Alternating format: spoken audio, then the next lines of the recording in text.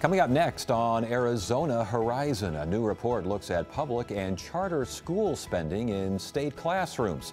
Also tonight, a high-profile campaign to get more court advocates for foster kids, and we'll check out a new field guide for Arizona cacti and succulents. That's next on Arizona Horizon. Arizona Horizon is made possible by contributions from the Friends of Arizona PBS, members of your PBS station. Thank you. State Representative Phil Levis announced today that he's leaving the legislature for a job with the Trump administration. Levis, who chaired President Trump's Arizona campaign, has been named to a position with the U.S. Small Business Administration's Office of Advocacy. Levis will officially resign from the legislature next Monday. The Arizona School Boards Association is out with a new report on education spending for fiscal year 2016. The report shows a slight increase in classroom spending with a decrease in administrative costs. The report also compares spending between public and charter schools. Joining us now is Timothy Ogle, the School Boards Association's Executive Director. Good to see you again. Thanks for joining us. Thank you for having me. Good to have you here. We got a lot going on. This is classroom spending in 2016. What did you look for? What did you find? Boy, there's a lot of trends with regards to school finance and the classroom spending issue that are very important to public policy. And they're important because we are continuing to see the billions and billions of dollars of budget cuts to K-12 impact the percentages of spending. And as if you think about the math of it, as spending declines, the fixed cost percentages, of course, increase. So we have a bunch of graphics here to take a look at. Let's start with district spending in classrooms. And what are we looking at here? What did the report find? We're looking at a report, and I think it's important to note that the original impetus for this report was that the Auditor General, who is a state legislative appointee, puts out a report that did not accurately reflect spending patterns of school districts. And so this year, our association, in combination with our business friends at ASBO, the school business officials, we went together and put data that more descriptively represents what's actually going on out in the K-12 districts. So what's the difference between the Auditor General and your? We're following Session Law of 2016, which the governor supported, that better defines what is spending in the classroom for instructional gains and what is not. And so the key differences have to do with instructional support. That would be things like ELL instruction and those kinds of things, and classroom aids that help with tutoring, and also instructional support, which are things like media folks and librarians and things like that. And so we include those in our data. And so you found that districts did spend more than the previous year in the classroom? Yes. By how much? Several percentage points, and it's important also to note that in a state that is 48th in revenue per student and has the lowest teaching salaries in the country, and has the 4th largest class sizes of all 50 states, that these are very revealing, because to spend almost 2/3, approaching 2/3 of a school budget's on instructional activities, in light of the depressed teacher salaries and large class sizes, that says a lot for what's happening with our practitioners out in the field. Let's look at another study here. Now, this is comparing district schools to charter schools in terms of spending. This is classroom spending again. Yes. So what you see here is that district schools have a higher percentage of dollars going into the classroom, and that's not a surprise to anybody in the profession, so to speak. And it's also important to note that this data comes from 2 different sources, because the Department of Education has a superintendent's report that reports charter data, and the Auditor General, as an arm of the state legislature, does not report on charter spending. Now, but you did look at charter Yes. spending, not only in classrooms, as we saw, but you also looked on administration costs regarding charters are concerned. Again, Yes. What did you find? Yes, we saw a lower percentage of spending on administration in district schools, and that comes from the Arizona Department of Education data, and there you see the graphic.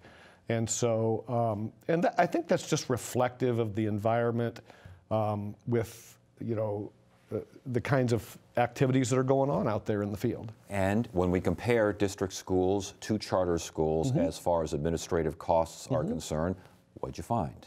The administrative cost percentages in district schools are lower. Surprising? No, not surprising. Why not? Because partially because of economies of scale, and partially because the district schools are governed in a democratic fashion. And the key difference between a charter model and a district model is the way they're governed and organized. And you have publicly elected governing boards that really control those budgets and answer to a body politic, so to speak. Okay. And charters don't, charters don't have that. They're independent and a little more insular in design. Gotcha. As far as student support, the report showed a slight increase in student support. What does that mean? Arizona is one of the more impoverished states of the 50 with regards to its student population. The level of poverty in students is national average is around 18%. We run around 21, about 22% almost.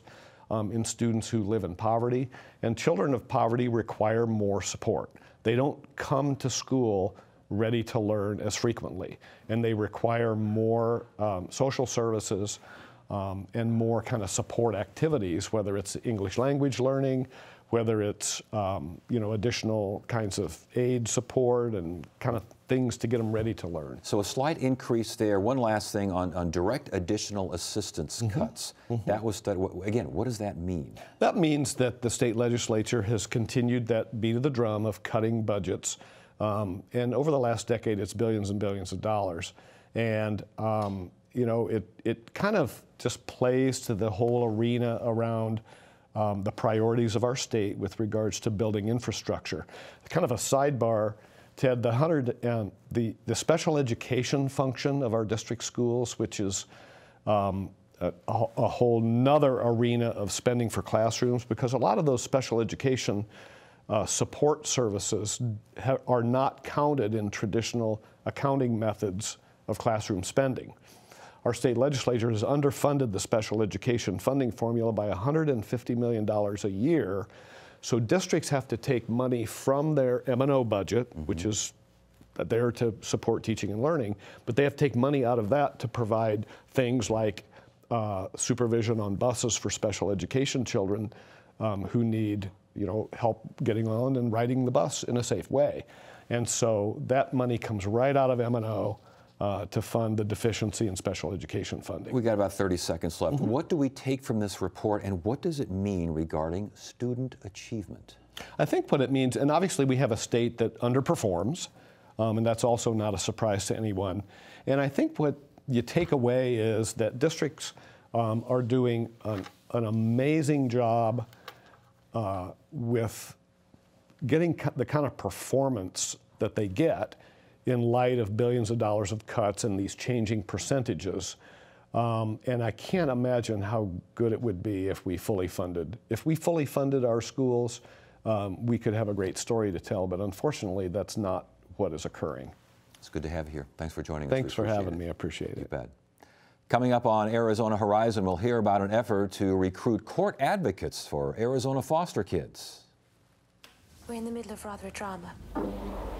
I've been thinking about the circumstances of the crime and the nature of love. It's romantic, is it? Isn't it? Seems to me as if the answer is right in front of you. I'm a high-functioning sociopath. You are being irrational. Need to go. Will you do a blood test? No. You want to hit me now? Do you think that makes me a wicked woman, sister?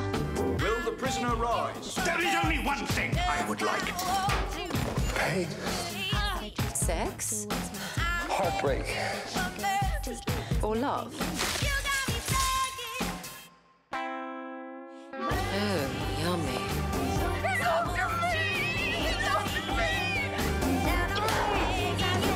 Stop it! Papa? Is everything all right in there?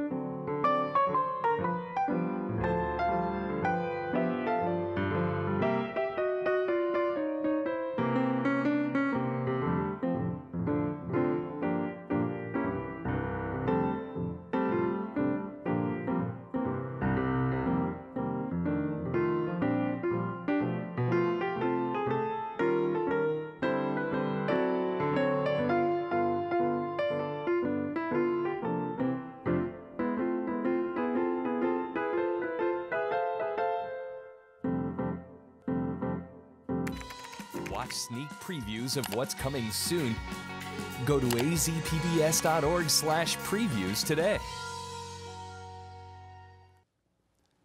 CASA volunteers help foster children navigate juvenile court proceedings and ensure that kids receive the counseling and support they need. CASA is currently looking to encourage people to volunteer as court-appointed special advocates by way of a high-profile recruitment campaign. And here with more is Allison Hurtado, the CASA Community Outreach Specialist, and CASA volunteer Lawrence Falvey. Good to have you both here. Thanks for joining us. It is CASA, right? That's how it's CASA, yeah. CASA. Court-appointed special. What is that? It's just a fancy way of saying a volunteer who works with kids in foster care. They don't take them home, but they go out and get to know them very well. They visit them consistently and report back to a judge, so the judge has the best information in the case. I read 2 to 5 hours a week, something along those lines? Something along those lines, and it really depends on the volunteer and on the case. Averages out to about 15 to 20 hours per month. And so you help work through the juvenile justice system, but you're also, I know the word was a consistent presence in their life. Explain. So it is a lot like a mentoring program. Our volunteers go out and get to know the kids that they are advocating for. That's how they advocate for them. Yeah. And we take it a step further by doing it through the court system, reporting back to the judge, like I said, so the judge has the best information. And now you are a CASA volunteer. Yes, I am. I have been one for about 2 years. For 2 years. How'd you get started in this? What got you interested? Actually, through volunteermatch.org, they had a number of things. I traveled quite a bit with my job, so I wanted to be able to give back to the community now that I'm not traveling. Found it and thought it was a great way to help kids in foster care and also learn about the judicial system for children and also foster care. Before you got in, what did you expect? What were you thinking you were going to do?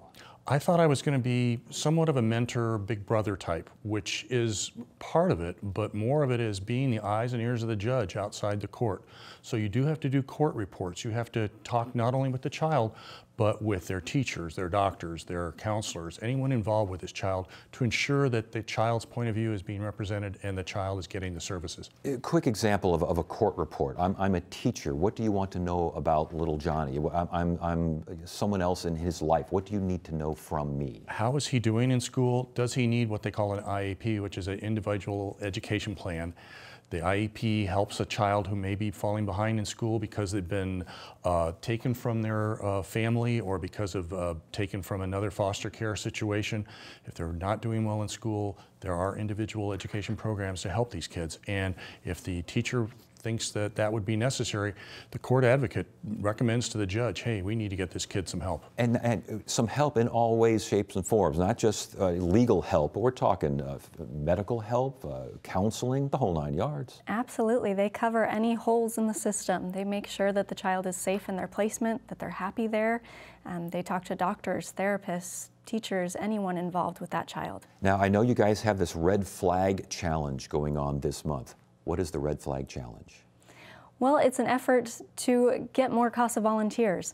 We have over 17,000 kids in foster care in Arizona and just over 1,000 CASA volunteers. So we're not able to give every child in care an advocate. And that's really the goal of this campaign, is to create awareness about this program and to let people know that there are more ways that you can impact a child's life while in foster care. And we should mention it's a high-profile campaign with some pretty big names involved, including a certain head coach of the Arizona Cardinals and his wife. Take a look.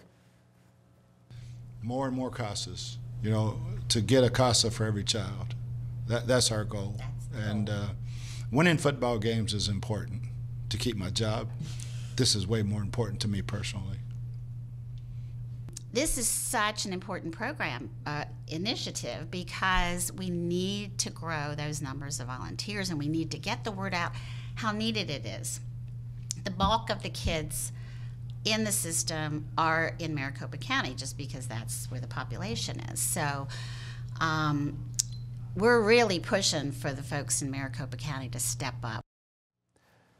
When you talk to other people about what you do, and you do a little bit of recruiting, I would think, whether it's overt or not.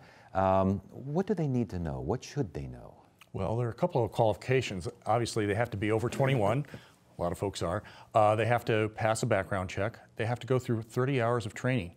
And after that, they can select a case. They're given options. And it really, the best thing I can think of to tell folks is you're going to get more out of it than these children are. The fact that the gratitude and the fact that you're helping kids be safe is really a tremendous feeling. The rewarding, it must be awfully rewarding, especially when things work out pretty well. And sadly, you know, there are so many cases where the difference between working out well and not working out well is a CASA. Kids are in foster care less time when they have a CASA. They're less likely to return to foster care when they have a CASA. So it works both ways. Most important thing that someone who's watching right now and they're saying, you know, this is something I could get involved in. Most important thing for them to know. To visit our website, casaofarizona.org. We have videos and everything that they need to know on there, but most importantly, they need to know that they can make a difference in the life of a child in foster care. All right, very good. Good to have you both here. Thank you so much for joining us. We appreciate it. Good luck with the campaign. Thank you. Thank you.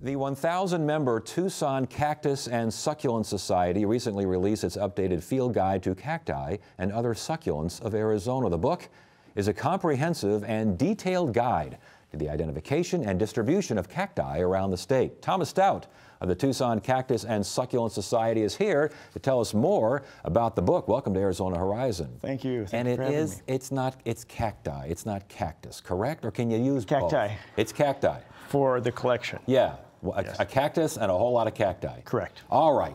What is this book? I got to tell you, I found myself just immersed in this book. What is it designed to do? It's really set to reach out to people, and you know, knowing myself as a bird watcher first, knowing that people jump onto new bird watching books and want to know what's there.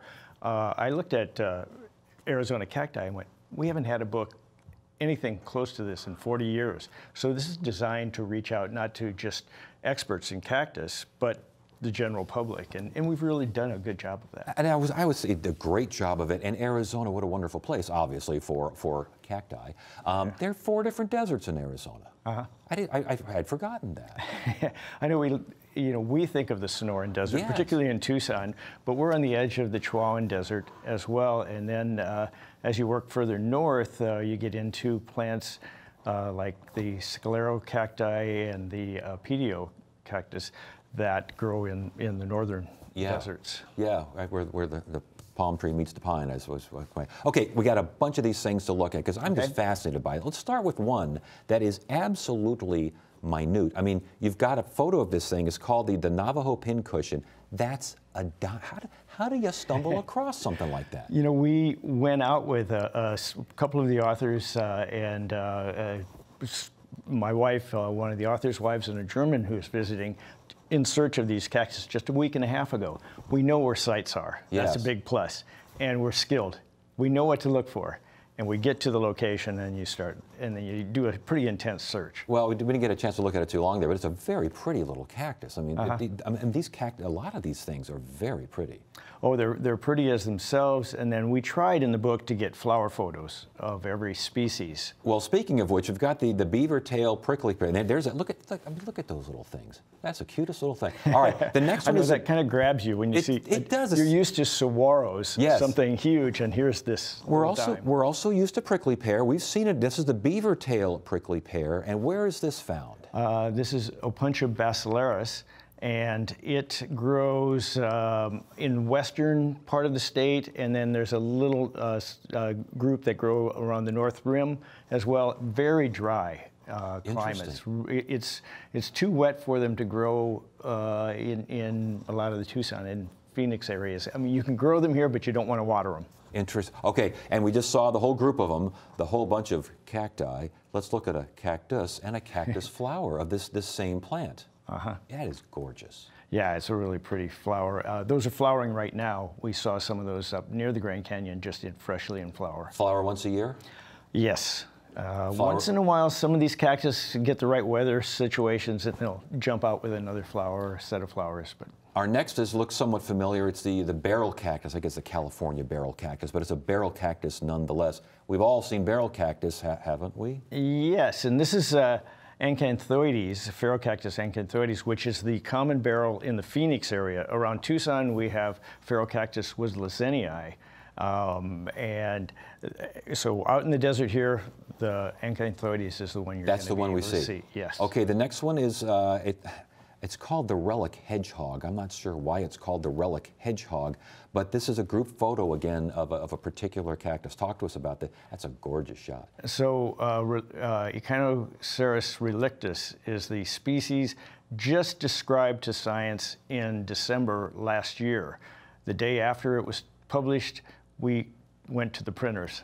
I was all set, ready to go, and as soon as we heard the word that it was published, we went to Arizona lithographers in Tucson and said, we're ready with second edition. Wow, and you got it. Not only did you see the group of them there, you got the cactus flower as well. Yeah, Blake Willard has been working on that species for quite a while to establish it as a separate and distinct species. And relic is the kind of grandfather of the Echinoceras engelmannii group. Well, sure. Sure. I mean, of course. I don't know what that means. I just thought that's an awfully pretty flower there on a beautiful. The last one here is the organ pipe cactus. Now, my impression is organ pipes are everywhere, but my impression is wrong, isn't it? That's correct. Now, you can see them here in Phoenix, and you can certainly see them in Tucson, but their native habitat is limited in the U.S. to Organ Pipe National Monument, and only in that area. From the book, it looks like a lot of these particular species that you find them in very, very limited areas. Yes, many of them. The first species, the dime little guy, has a very limited distribution up around just a little east of Holbrook area. And that's it. And that's it. Now, can you buy that kind of a thing? Can you put it in your front window, or? Some of these are for sale at various growers. Tucson has a lot of different growers. And, but some of the Escobarias are like the little dime guy. They're hard to grow. Are they really? And you may have a greenhouse and you can control growing them in that situation. Germans grow a lot of these things. Germans. And they've been interested in cactus for a long time. They've published a lot of material on them, and they have great greenhouses and have grown them forever. But yeah, greenhouse situations, outdoors, some of the things that we went up to look at the Grand Canyon, the Pedio and Scaleros, you bring them down to Tucson and they don't like it. It doesn't cool off enough at night for them, or it rains too much for them. They look so rough and tough, but they really are sensitive plants, aren't they? They can be very temperature sensitive and moisture sensitive. Most of the photos in this book taken in the field by you guys are just out there marching around and finding these things and taking photos. The authors did a great job of collecting photos, and then for the second edition, we picked out a few that didn't have flowers, and we pursued those to get flower photos. I chased down a few different people to try to get new flower photos, and we upgraded for that. And you know, you mentioned bird watching. You kind of started in bird watching. It's similar to bird watching, isn't it? Well, it doesn't quite catch on as much, but yes, in bird watching, you don't have people growing them in their yards. Sure. But it's a kind of a focus and an activity that you can certainly be involved in, whether you're looking at them in your yard or going out into the field to look for them. Well, it's a great book, I think, for the novice especially, to get something like this and just go out there and try and find what they can find. Congratulations on the success of this. It's really fascinating stuff. Good to have you here. Thanks for joining Thank you. us. And Tuesday on Arizona Horizon, it's a one-on-one interview with Arizona Governor Doug Ducey. We'll hear about his budget priorities and why he signed an expanded education voucher system into law last week. Governor Doug Ducey on the next Arizona Horizon. That is it for now. I'm Ted Simons. Thank you so much for joining us. You have a great evening.